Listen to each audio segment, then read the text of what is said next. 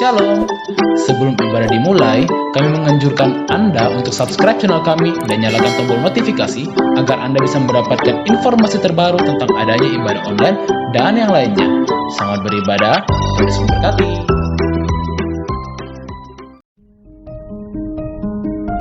Shalom saudara-saudara yang terkasih, saya mengajak saudara untuk memperhatikan beberapa hal sebelum saudara mengikuti ibadah online Gereja Kristen Kalam Kudus Makassar.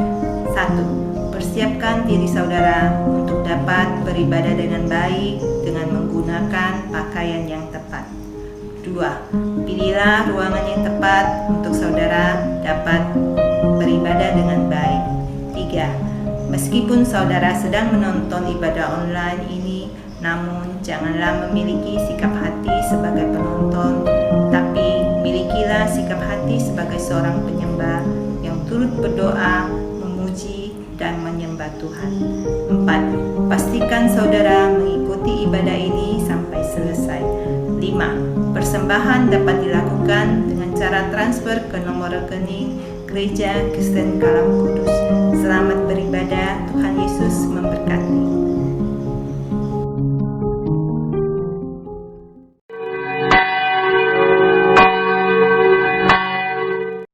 Selamat pagi saudara yang dikasihi Tuhan. Pada pagi hari ini kita berjumpa lagi di dalam ibadah online kita yang sudah ke-9 kali, tidak terasa. Saya percaya selama ini kita menjalani ibadah online, kita boleh melakukan ibadah dengan sepenuh hati kita. Mari kita sama-sama bangkit berdiri. Bapak Ibu yang dikasihi Tuhan, mari kita ambil waktu saat teduh di hadapan Tuhan.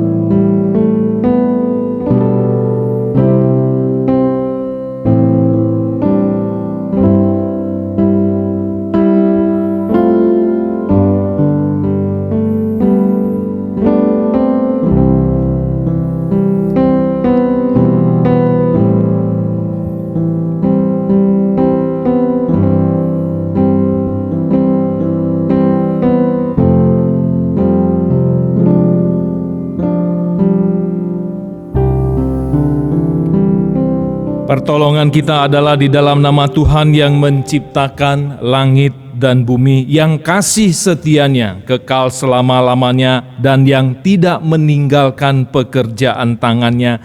Kasih karunia dari Allah Bapa kita dan dari Tuhan Yesus serta persekutuan Roh Kudus menyertai kita. Amin.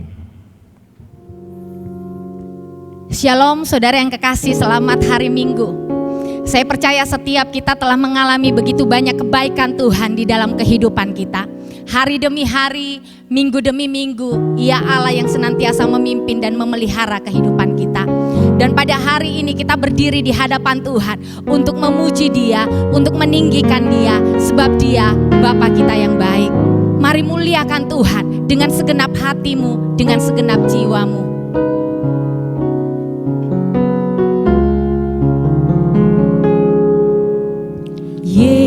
Yesus, Kau sungguh baik. Yesus, namamu indah. Yesus, ku cinta Kau selalu.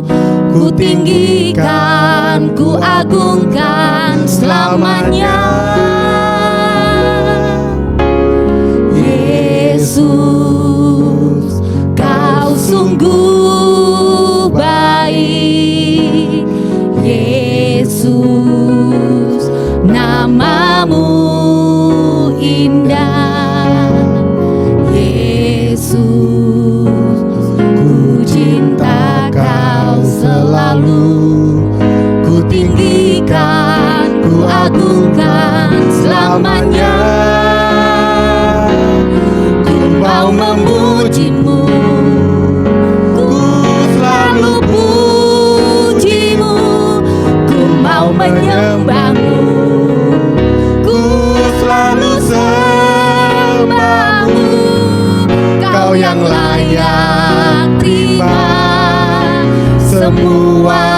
pujian, kemuliaan hanya bagi Tuhan. Kami bersyukur untuk kebaikan-Mu Tuhan. Yesus, Kau sungguh baik. Yesus, nama-Mu indah. Yesus, ku cinta Kau selalu. Ku tinggikan, ku agungkan selamanya. Ku mau memuji-Mu, ku selalu puji-Mu. Ku mau menyembah-Mu, ku selalu sembah-Mu. Kau yang layak terima semua pujian, kemuliaan hanya bagi Tuhan. Kami puji, ku mau memuji-Mu, ku selalu puji-Mu. Ku mau menyembah-Mu, ku selalu sembah-Mu. Kau yang layak terima semua pujian, kemuliaan hanya bagi Tuhan. kami puji, Ku mau memuji-Mu, ku selalu puji-Mu. Ku mau menyembah-Mu, ku selalu sembah-Mu. Kau yang layak terima semua pujian, kemuliaan hanya bagi Tuhan.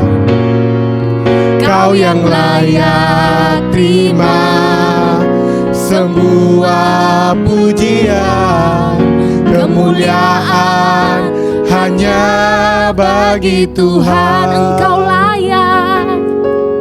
Kau yang layak terima semua pujian, kemuliaan hanya bagi Tuhan.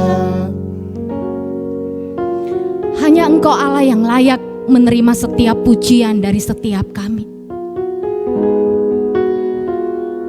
Sebab Engkau Allah yang telah menebus hidup kami. Dan seluruh kehidupan kami adalah milik-Mu Tuhan. Kami bersyukur buat segala kebaikan Tuhan. Buat penyertaan-Mu di dalam kehidupan kami. Sampai pada hari ini kami boleh berdiri di hadapan-Mu. Dalam keadaan yang sehat. Dalam keadaan yang kuat. Itu semua hanya karena anugerah Tuhan. Bagi setiap kehidupan kami. Kami datang kepadamu Tuhan. Pada saat ini kami menyadari kami orang yang berdosa. Kami hidup seringkali melakukan hal yang menyakiti hati-Mu. Ampuni kami Tuhan. Kami merindukan hidup kami menjadi sebuah korban yang menyenangkan hati Tuhan. Dan biarlah hidup kami terfokus hanya kepada Engkau, Allah yang adalah pemilik daripada hidup ini. Kami datang kepadamu dengan hati yang penuh dengan sukacita. Sebab Engkau Allah yang patut dan layak untuk dipuji dan dimuliakan. Di akhir dari doa kami pada hari ini Tuhan. Seperti Tuhan Yesus mengajar murid-murid untuk berdoa. Demikianlah kami pun bersama-sama berdoa. Bapa kami yang di surga, dikuduskanlah nama-Mu. Datanglah kerajaan-Mu, jadilah kehendak-Mu di bumi seperti di surga. Berikanlah kami pada hari ini makanan kami yang secukupnya, dan ampunilah kami akan kesalahan kami, seperti kami juga mengampuni orang yang bersalah kepada kami. Dan janganlah membawa kami ke dalam pencobaan, tetapi lepaskanlah kami daripada yang jahat, sebab Engkaulah yang empunya kerajaan dan kuasa dan kemuliaan sampai selama-lamanya. Amin. Saya mengajak setiap kita untuk mengucapkan hukum yang terutama. Dengarlah Tuhan Yesus berkata, "Kasihilah Tuhan Allahmu dengan segenap hatimu dan dengan segenap jiwamu dan dengan segenap akal budimu." Itulah hukum yang terutama dan yang pertama. Dan hukum yang kedua yang sama dengan itu ialah, kasihilah sesamamu manusia seperti dirimu sendiri. Pada kedua hukum inilah tergantung seluruh hukum Taurat dan kitab para nabi. Silakan duduk, saudara yang terkasih. Saya bersyukur jika setiap kita boleh mengenal Tuhan, hidup di dalam anugerah Tuhan, dan begitu banyak melihat kebaikan-kebaikan Tuhan di dalam hidup kita. Mari kita jadikan Tuhan sebagai terang kita, dan kitalah pembiasan terangnya Tuhan di dalam dunia ini. Sebab Tuhan adalah terang kita. Inilah hidup kami ya Tuhan. Inilah yang kami inginkan di dalam hidup kami, untuk terus ada dekat denganmu ya Tuhan, menyaksikan kemurahan demi kemurahan di dalam hidup kami ya Tuhan. Terima kasih Tuhan. Thank you Lord.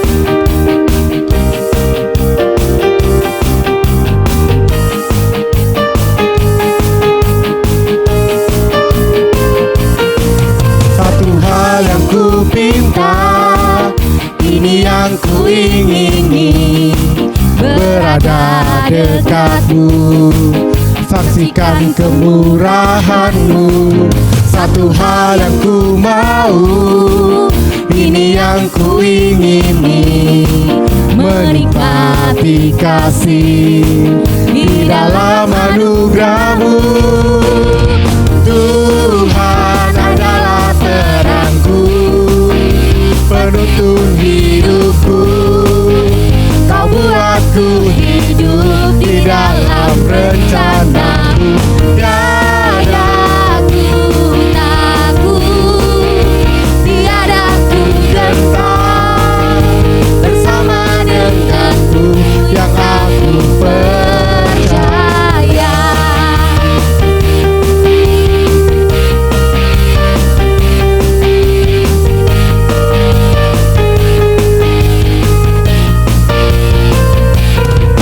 Satu hal yang ku pinta, ini yang ku ingini, berada dekatmu, saksikan kemurahanmu.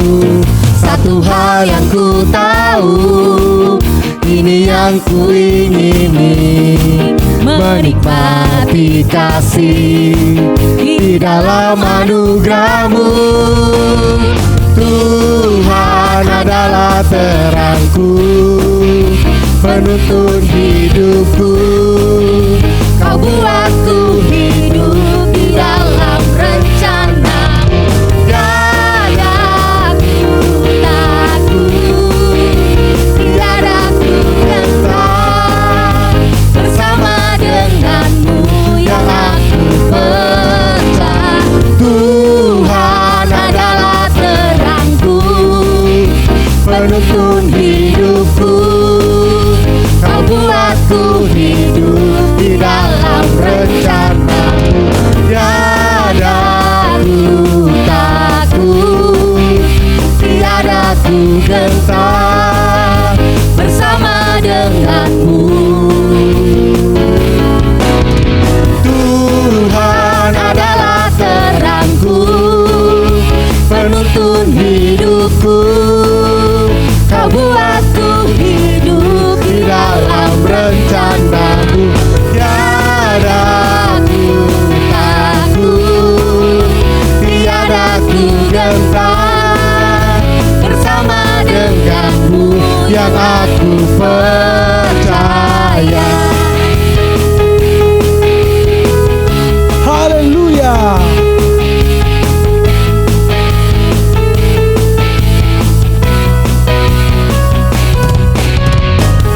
Tidak ada ketakutan, sebab Tuhanlah yang berdaulat di dalam hidup kita. Mari kita menyenangkan hati Dia. Hidupku takkan sama.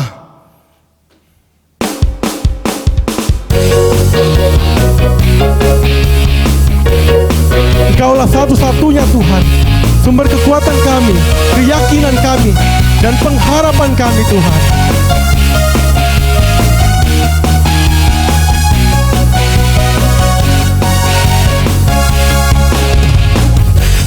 Kaulah satu-satunya sumber dari segalanya. Kau kebenaran yang selalu ku pegang. Kau keyakinanku bersinar terang. Yesus Tuhanku yang berkuasa atasku, hidupku takkan samar. Ku tahu sungguh anugerah-Mu bagiku, hidupku takkan samar.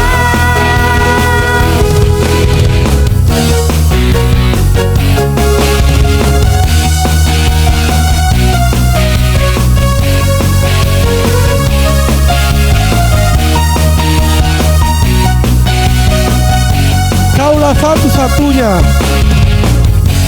Kaulah satu-satunya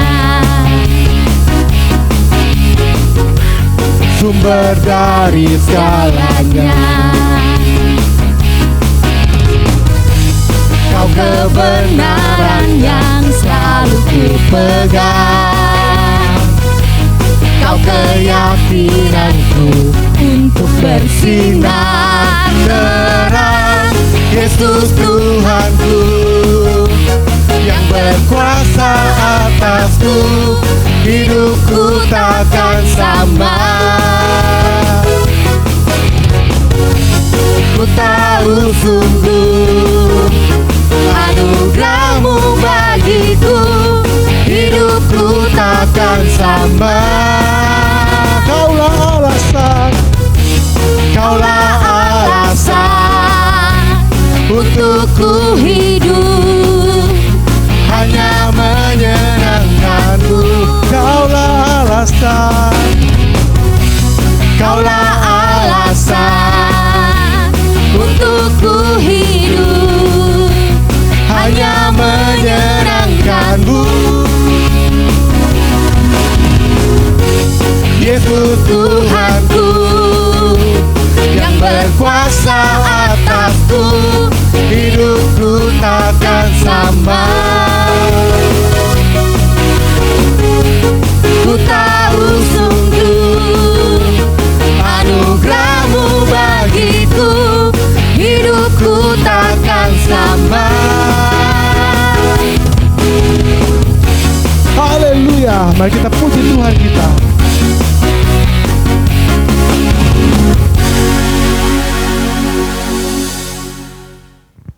Hanya Tuhanlah yang menjadi alasan kita hidup, sebab Dia Allah yang telah menerangi kehidupan kita. Biarlah hidup kita dipakai oleh Tuhan untuk menjadi terang dimanapun kita berada. Mari bawa setiap kehidupan kita di hadapan-Nya.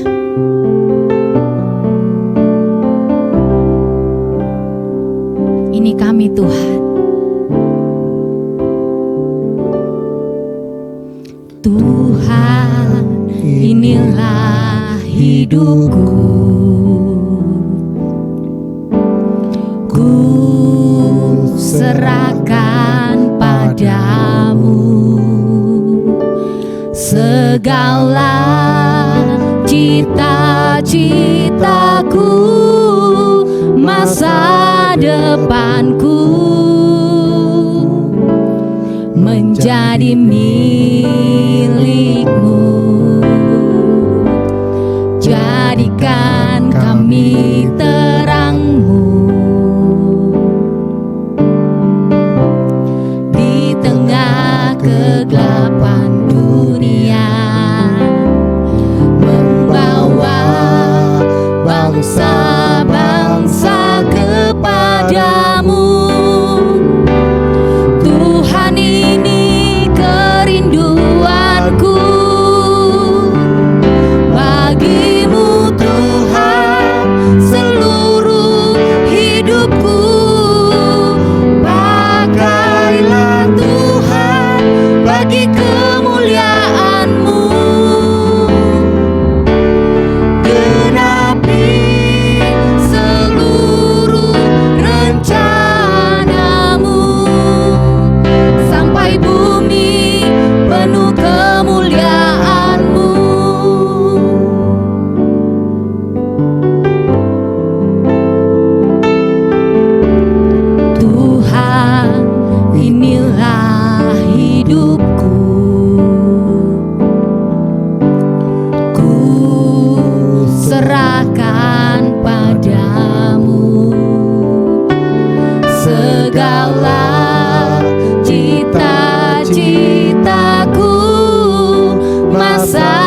depanku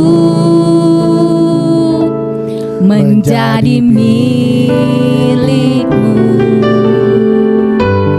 Jadikan kami terangmu di tengah kegelapan dunia, membawa bangsa-bangsa kepadamu. Tuhan, ini kerinduanku, bagimu Tuhan seluruh hidupku. Pakailah Tuhan bagi kemuliaan-Mu. Genapi seluruh rencana-Mu Sampai bumi penuh kemuliaan-Mu. Bagimu Tuhan seluruh hidupku. Pakailah Tuhan Bagi kemuliaan-Mu. Genapi seluruh rencana-Mu. Sampai bumi penuh kemuliaan-Mu. Sampai bumi penuh kemuliaan-Mu. Sampai bumi penuh kemuliaan-Mu. Biarlah kehidupan kita dipakai oleh Tuhan untuk membawa terang bagi dunia ini. Penguraian kebenaran firman Tuhan pada saat ini akan disampaikan oleh Bapak Pendeta Hendrik Cham. Bapak Ibu Saudara sekalian, kita bersyukur pada Tuhan. Hari ini kita masih ada kesempatan untuk belajar firman Tuhan. Walaupun kita tidak bisa berkumpul bersama-sama di ruangan ibadah, yang sesungguhnya adalah kerinduan kita semua. Kalau bisa corona ini cepat berlalu, kita berkumpul lagi, bertemu, memuji Tuhan dan belajar firman Tuhan. Tapi puji Tuhan, walaupun demikian, kita masih bisa belajar firman Tuhan, mengenal Tuhan dengan lebih dalam. Pada hari ini saya diberi teks Alkitab, yaitu dari Markus pasal 4, ayat 21 sampai dengan 25, yang bunyinya sebagai berikut. Lalu Yesus berkata kepada mereka, orang membawa pelita bukan untuk supaya ditempatkan di bawah gantang atau di bawah tempat tidur, melainkan supaya ditaruh di atas kaki dian. Sebab tidak ada sesuatu yang tersembunyi yang tidak akan dinyatakan, dan tidak ada sesuatu yang rahasia yang tidak akan tersingkap. Barang siapa mempunyai telinga untuk mendengar, hendaklah ia mendengar. Lalu ia berkata lagi, camkanlah apa yang kamu dengar. Ukuran yang kamu pakai untuk mengukur akan diukurkan kepadamu, dan di samping itu akan ditambah lagi kepadamu. Karena siapa yang mempunyai, kepadanya akan diberi, tetapi siapa yang tidak mempunyai, apapun juga yang ada padanya akan diambil daripadanya. Bapak Ibu, sebelum kita masuk ke dalam firman Tuhan, mari kita berdoa, mohon pertolongan Tuhan bagi kita semua. Bapa di dalam sorga, kami menghampiri Engkau ya Tuhan. Saat ini kami sudah baca firman-Mu dan kami akan merenungkan bersama-sama. Kami mohon pertolongan-Mu ya Allah. Roh Kudus menolong hamba-Mu agar supaya firman Tuhan yang disampaikan boleh disampaikan dengan lancar, menjadi berkat bagi jemaat semua. dan kemuliaan bagi nama-Mu saja ya Allah. Tolong hamba-Mu, urapi hamba-Mu. Dalam nama Tuhan Yesus kami berdoa. Bapak Ibu Saudara sekalian, teks firman Tuhan ini sebetulnya ada tiga hal yang ingin disampaikan. Tetapi kita rangkumkan dalam satu tema, yaitu hidup sebagai anak-anak terang. Bapak Ibu Saudara sekalian, ini sangat penting sekali. Pada kesempatan ini saya ingin mengingatkan kita semua, status kita sebagai anak-anak terang itu sangat penting di dalam dunia yang sedang ditudungi oleh kegelapan dosa itu. Saya membaca 1 Tesalonika ayat 5 ini, karena kamu semua adalah anak-anak terang dan anak-anak siang. Jadi ketika kita percaya Tuhan, menerima Tuhan Yesus, kita mendapat hidup baru dan kita menjadi anak-anak terang, bukan menjadi anak-anak kegelapan, anak-anak yang dimurkai. Saudara sekalian, dunia yang sedang ditudungi oleh kegelapan dosa ini sangat memerlukan terang anak-anak Tuhan. Saudara, kita lihat kegelapan dosa di tengah dunia ini. Sekarang yang sedang berlangsung di Amerika, ada rasialisme yang begitu tajam, yang sudah bertahun-tahun, berabad-abad di Amerika susah disingkirkan, menimbulkan masalah yang besar, sampai hari ini tidak tuntas. Demikian juga saya baca di WA, ada seorang anak yang kira-kira anak perempuan, yang kira-kira berusia 10 tahun, diculik, lalu dipenggal-penggal begitu ya. Kemudian bagian organ tubuhnya dijual.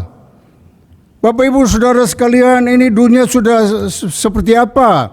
Bagaimana mungkin menculik seorang anak perempuan yang begitu manis, lalu dimutilasi, organ-organnya ambil dijual. Tujuannya untuk mendapat uang, tapi melakukan sesuatu yang sangat bertentangan dengan nurani manusia. Sekali lagi, dunia sedang ditudungi oleh kegelapan dosa.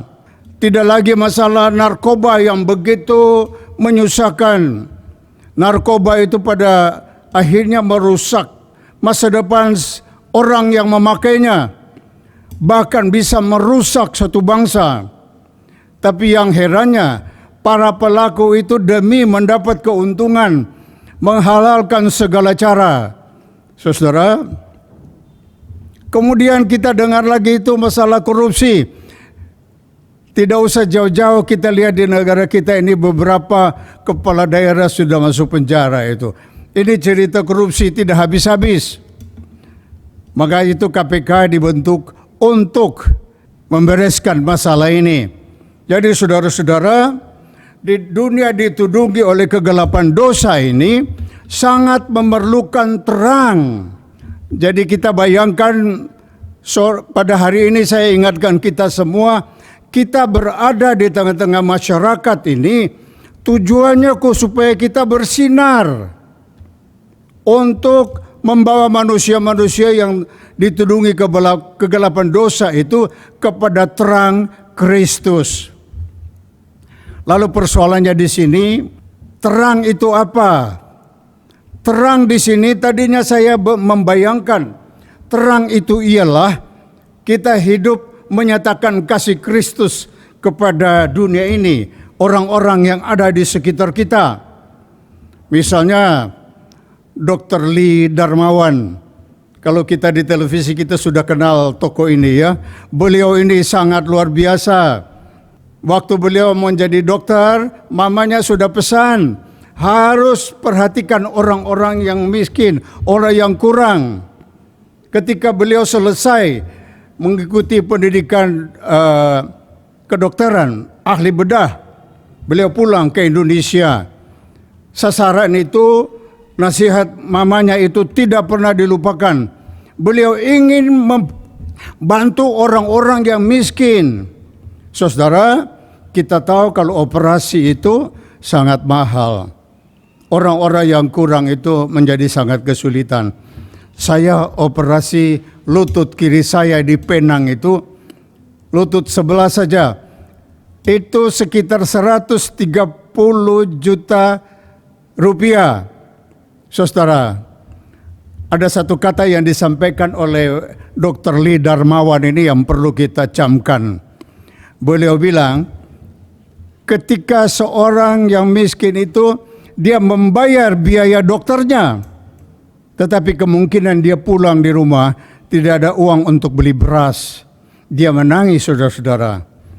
Bapak Ibu, tadinya saya kira menyaksikan kasih Kristus kepada dunia seperti Dr. Lee Darmawan itu. Kemudian menjadi terang juga saya anggap harus hidup kudus, hidup jujur dan adil di tengah-tengah masyarakat ini, dimanapun kita berada. Contoh yang sangat konkret yang kita semua tahu, yaitu seperti Ahok itu ya.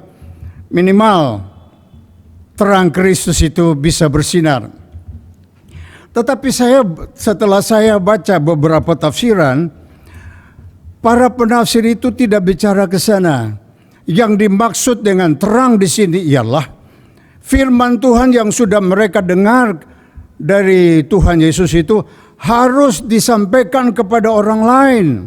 Lebih spesifik lagi, ialah firman Tuhan tentang anugerah keselamatan di dalam Kristus Yesus. Saudara, kalau kita membaca kisah para rasul ini diutus. Mereka sudah mendengarkan nasihat Tuhan Yesus. Terang itu, lampu itu jangan ditaruh di bawah gantang atau di bawah tempat tidur, tapi harus di atas kaki dian, supaya bisa bersinar, terang itu dilihat orang lain.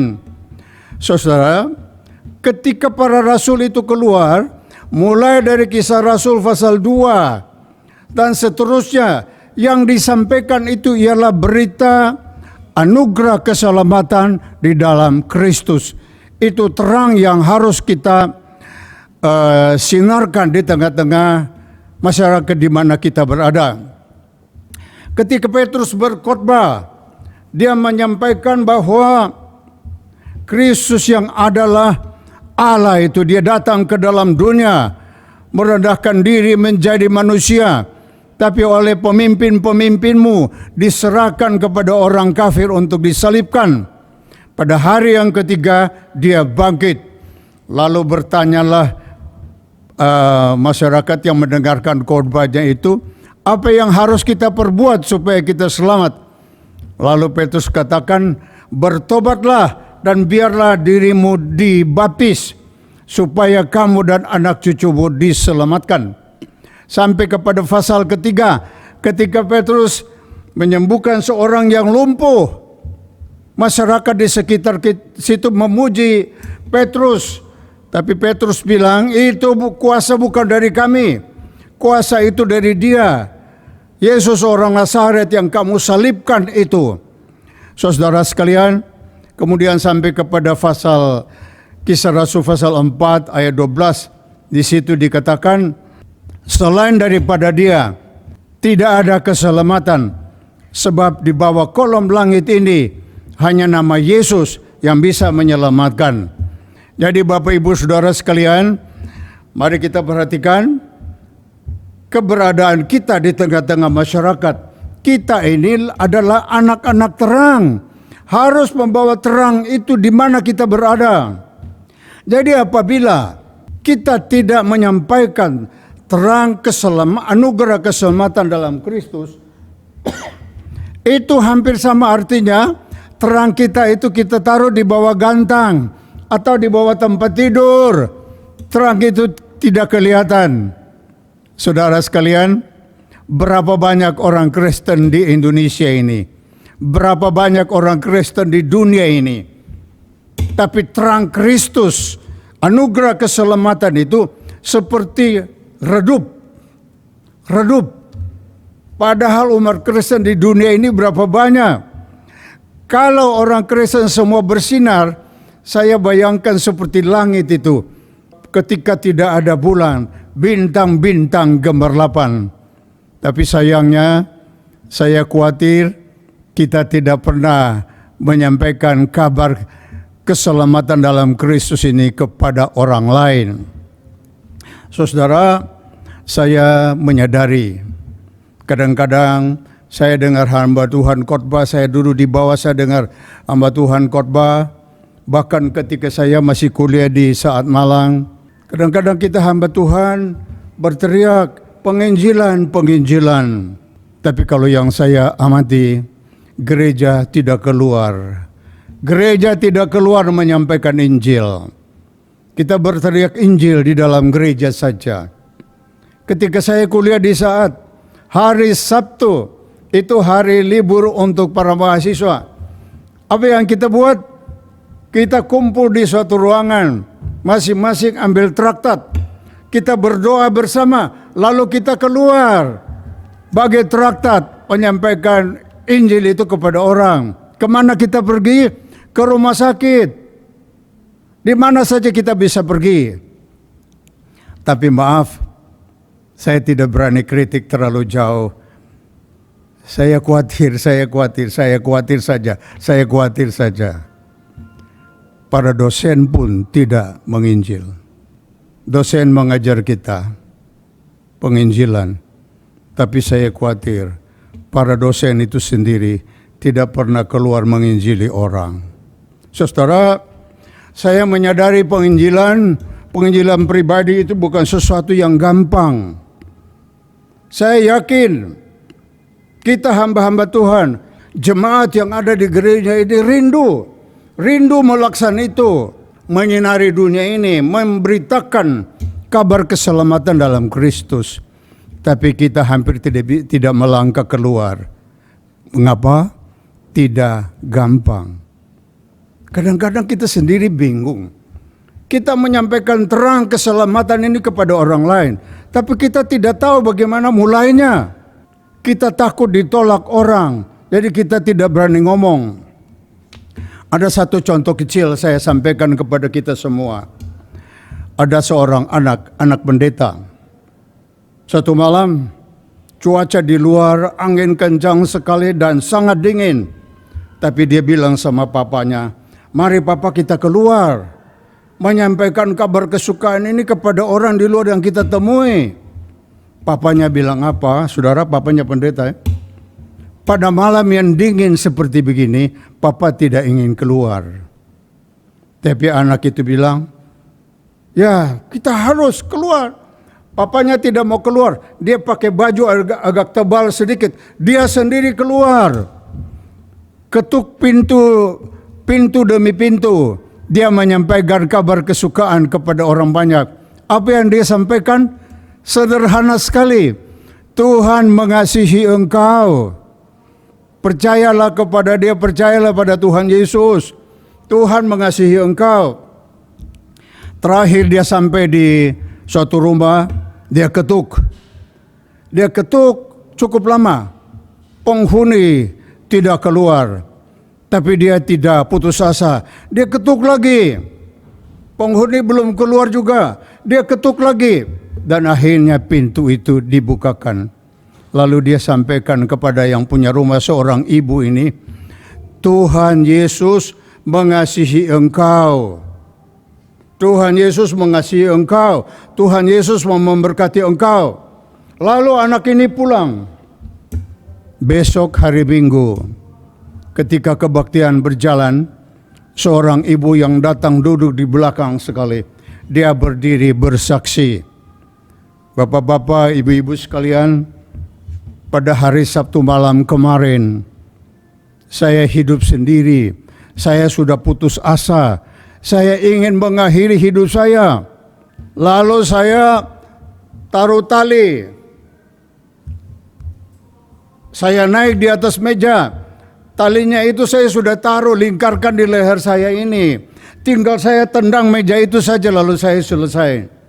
Tetapi ketika hal itu terjadi, saya dengar ketukan pintu. Mula-mula saya tidak mau gubris, sebab keputusan saya bulat. Saya mau mengakhiri hidup saya. Tapi karena ketukan pintu itu terus-menerus, ya terpaksa saya turun juga. Saya dengar kabar yang penting ini. Dari seorang anak kecil. Tuhan Yesus mengasihi engkau. Dia mau memberkati engkau. Anak itu berlalu. Tapi sesudah saya dengar itu, niat untuk mengakhiri hidup ini saya buang. Tuhan Yesus mengasihi saya. Bagaimana saya mau mengakhiri hidup saya?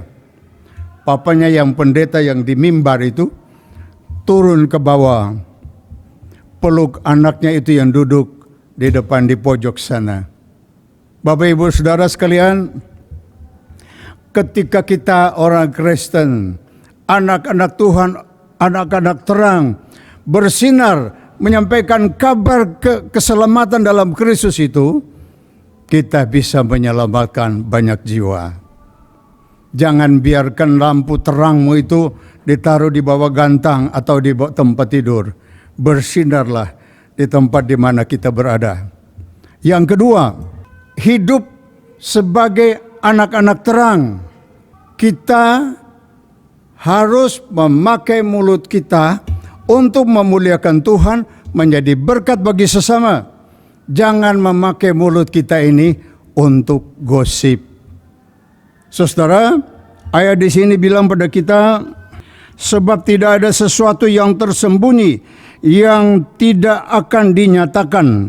Artinya, terang Injil menerangi hidup pikiran manusia. Ya begini, ini ayat ini agak sedikit sulit dijelaskan.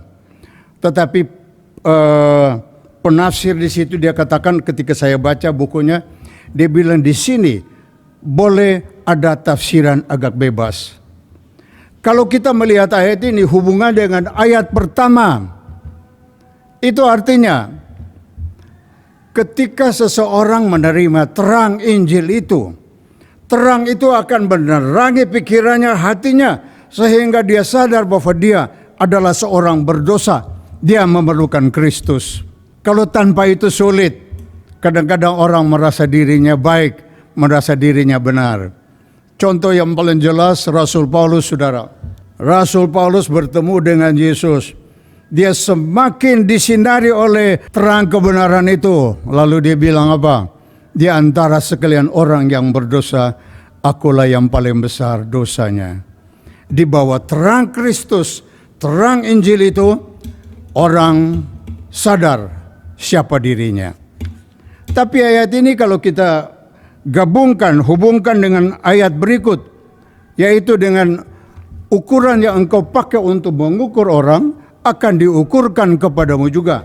Itu kita bisa artikan bahwa kadang-kadang kita gosip, kita menceritakan kelemahan orang. Saudara sekalian, kadang-kadang kita mengira ketika kita di belakang diam-diam menceritakan kelemahan orang, oh itu aman-aman saja. Tapi saudara, tidak demikian. Waktu saya kecil, ketika kita mau bicara tentang sesuatu, ada orang dewasa bilang sama kita, hati-hati, dinding itu punya telinga. Waktu itu saya kecil, saya heran juga, dinding ada telinga apa artinya? Kemudian menyadari, kita bicara di situ seakan-akan tidak ada yang dengar. Ternyata berapa waktu kemudian tersebar, banyak orang tahu. Sangat membahayakan kita sendiri. Saudara, kadang-kadang kita pakai kata-kata seperti ini. Kita ketemu teman kita, lalu kita bilang, saya mau menyampaikan suatu hal yang penting, tapi rahasia ya. Saya hanya menyampaikan kepadamu, tolong jangan sampaikan kepada orang lain. Kemudian orang nomor 2 ini, dia pergi lagi. Dia ketemu teman lagi, berapa hari ketemu teman. Saya juga baru dengar satu rahasia, penting sekali. Saya mau sampaikan kepadamu. Saya tidak sampaikan kepada siapapun kecuali kepadamu. Tolong jangan sebarkan kepada orang lain.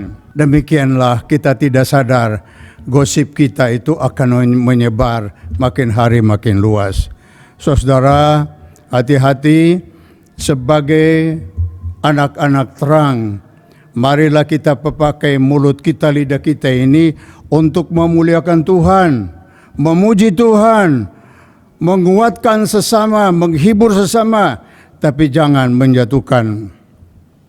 Di dalam surat Yakub di situ pasal 2, di situ ada dikatakan bahwa lidah ini adalah dunia yang paling kotor. Lidah ini kecil, tetapi dia bisa membakar hutan yang besar.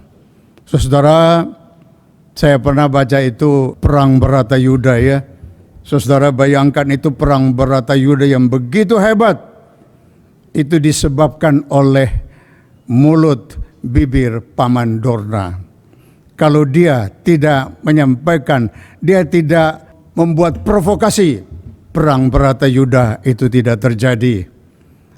Mari saudara-saudara sekalian, minimal di dalam jemaat kita ini atau dimanapun kita berada, hati-hati jangan kita menyebar gosip apalagi provokasi. Itu tidak memuliakan Tuhan. Kemudian yang terakhir, saudara, ini cukup penting juga. Poin yang ketiga, sebagai anak-anak terang, kita jangan menghakimi. Saudara, di sini ayat Alkitab katakan kepada kita, ukuran yang kita pakai mengukur orang lain, itu pun akan diukurkan kepada kita. Saudara, satu ketika, seorang ibu berkata kepada saya, Camuse, hati-hati. Ibu ini kalau kita salah bicara dia sangat cepat sekali marah. Ternyata ada ibu lain juga kasih tahu sama saya. Ibu yang bicara sama saya itu, orang lain bilang, hati-hati ibu ini juga sangat sensitif, mudah sekali tersinggung. Jadi saudara-saudara, ukuran yang kita pakai untuk mengukur sesama akan diukurkan kepada kita juga. Bapak Ibu, setelah saya merenung-renung, ada beberapa alasan sebaiknya jangan kita menilai, jangan kita menghakimi sesama. Yang pertama, firman Tuhan itu sendiri. Kadang-kadang kita ingin mengambil duri yang ada di mata saudara kita. Padahal di mata kita sendiri ada balok yang besar. Singkirkan balok itu dulu, baru mengambil duri atau apa yang kecil di dalam mata saudara kami. Itu artinya kita sendiri punya kelemahan yang besar. Jangan kita menghakimi orang lain. Yang kedua, saudara, kadang-kadang tadi saya katakan saya menghindari menghakimi. Alasan yang berikut ialah kita menghakimi orang seringkali itu dari sudut pandang kita yang sangat subjektif. Sudut pandang yang sangat subjektif ini umumnya bisa salah menilai. Daripada kita salah menilai orang, sebaiknya jangan. Contohnya itu ialah seperti 4 orang buta yang meraba gajah itu. Mereka masing-masing meraba gajah itu dari sudut yang berbeda, akhirnya kesimpulan yang berbeda, saudara, tidak utuh. Jadi jikalau hati-hati kita menghakimi seseorang, sebab sudut pandang kita itu, apalagi sudut pandang yang sangat subjektif, biasanya agak salah. Sampai di sini saya mau katakan, memang menilai, menghakimi orang itu hampir susah kita hindari. Kita bertemu dengan orang banyak, kita melihat sesuatu, kita punya pendapat, pandangan tentang orang tersebut, mau tidak mau kita menilai. Tapi hati-hatilah, jangan menilai saudara-saudara kita. Yang terakhir yang sangat penting, yang membuat saya tidak berani menghakimi sesama. Firman Tuhan di situ dibilang bahwa saudara-saudaraku, janganlah kamu saling memfitnah. Barang siapa memfitnah saudaranya atau menghakiminya, ia mencela hukum dan menghakiminya. Hanya ada satu pembuat hukum dan hakim, yaitu Dia yang berkuasa menyelamatkan dan membinasakan. Tetapi siapakah engkau sehingga engkau mau menghakimi sesamamu manusia? Saudara, kuasa atau hak yang menghakimi itu Tuhan sendiri, bukan kita. Hindari untuk menghakimi orang lain. Jadi Bapak Ibu Saudara sekalian, kesimpulan dari semua itu, marilah kita sebagai anak-anak terang bersinar di tengah dunia ini, menyampaikan terang keselamatan di dalam Kristus. Jangan kita tutup di bawah gantang. Kemudian hati-hatilah sebagai anak-anak terang, hidup sebagai anak terang. Pakai mulut kita untuk memuliakan Allah, menguatkan, menghibur sesama, dan jangan membuat gosip. Dan yang terakhir itu, hidup sebagai anak-anak terang, jangan menghakimi sesama. Mari kita berdoa. Bapa di dalam sorga, kami menghampiri Engkau lagi ya Tuhan.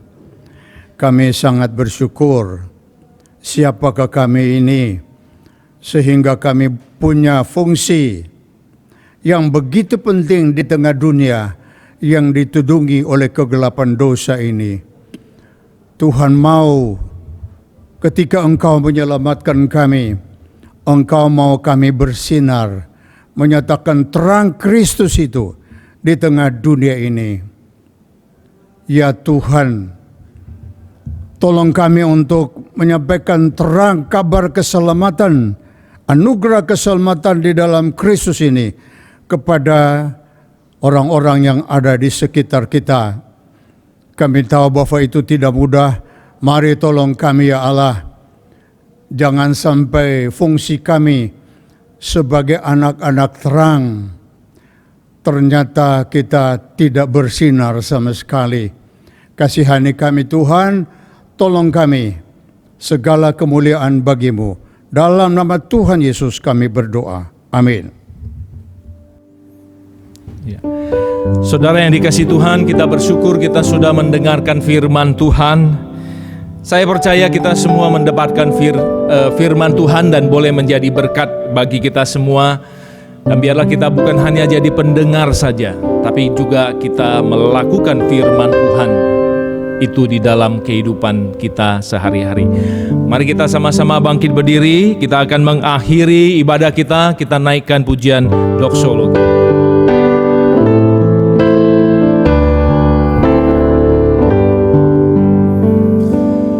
Puji Allah Bapa Putra,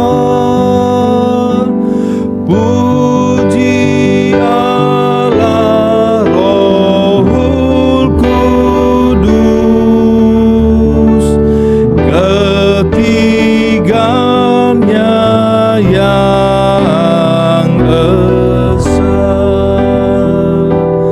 Pohon selamat sumber berkah.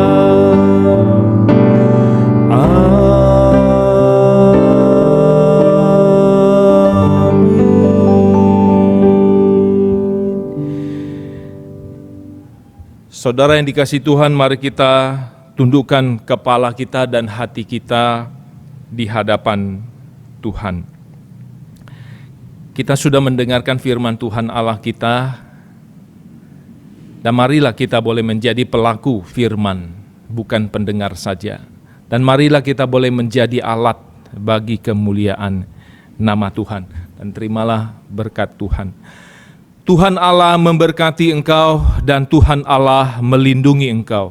Tuhan Allah menyinari engkau dengan wajah-Nya, memberi engkau kasih karunia dan memberi engkau damai sejahtera.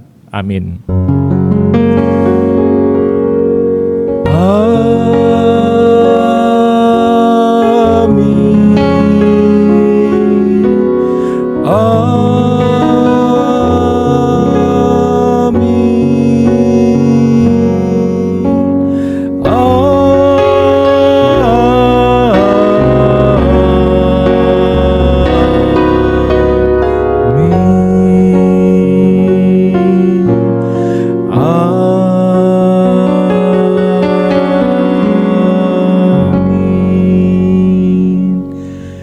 Silakan duduk saudara yang dikasihi Tuhan. Kita ambil saat teduh.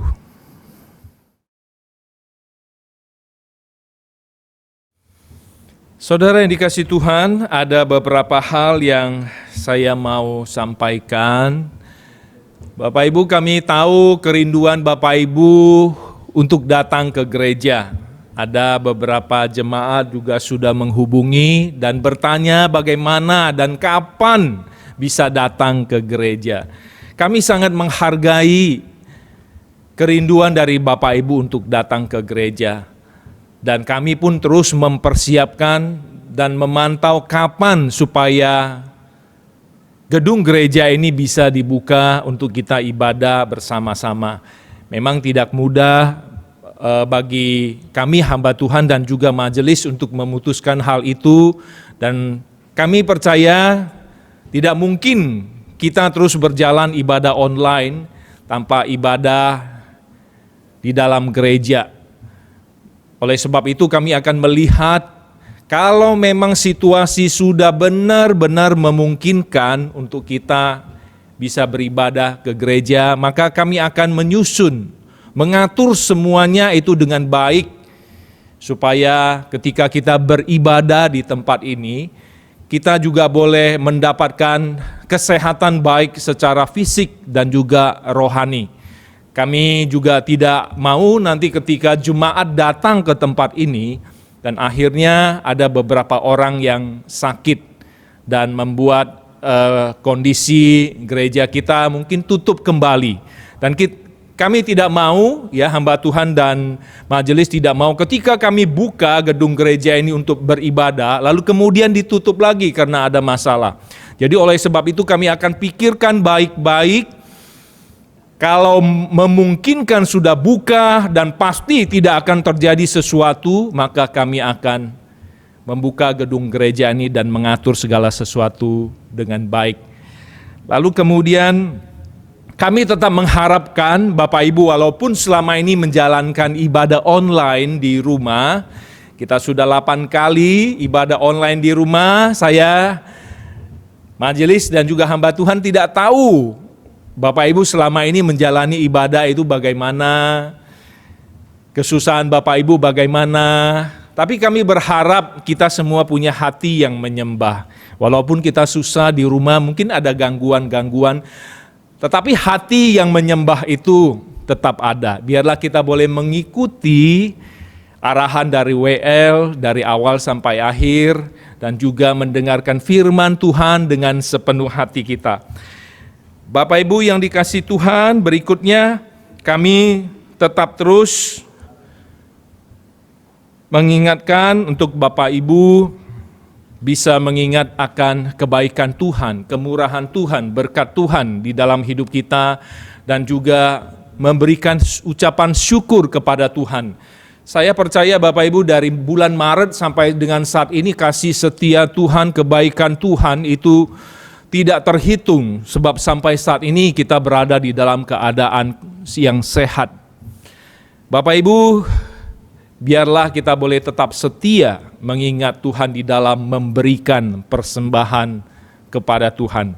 Persembahan di dalam ucapan syukur, persembahan perpuluhan, persembahan mingguan, persembahan kepada saat, persembahan diakonia dan sebagainya yang saudara bisa lakukan dengan sepenuh hati saudara. Saudara, kami majelis dan hamba Tuhan tetap mengharapkan dan mendoakan supaya Bapak Ibu di rumah tetap di dalam kondisi yang sehat.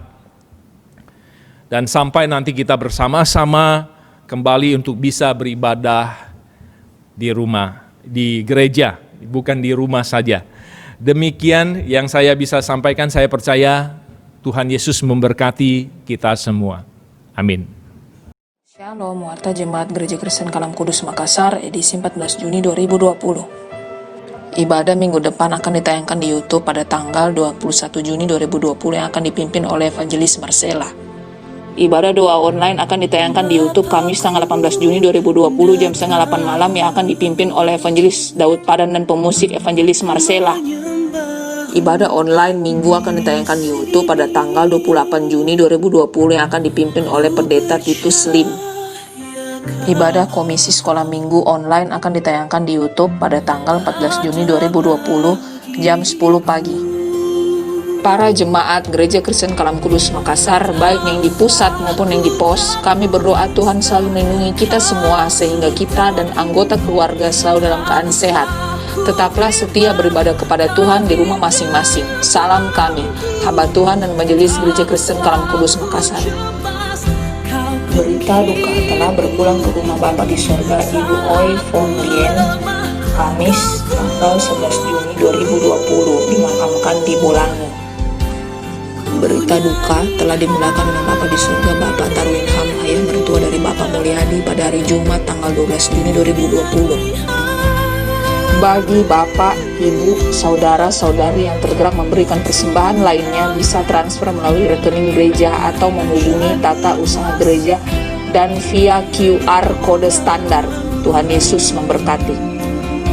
Bagi Bapak, Ibu, Saudara-saudari yang berulang tahun dalam minggu ini, Tuhan Yesus memberkati.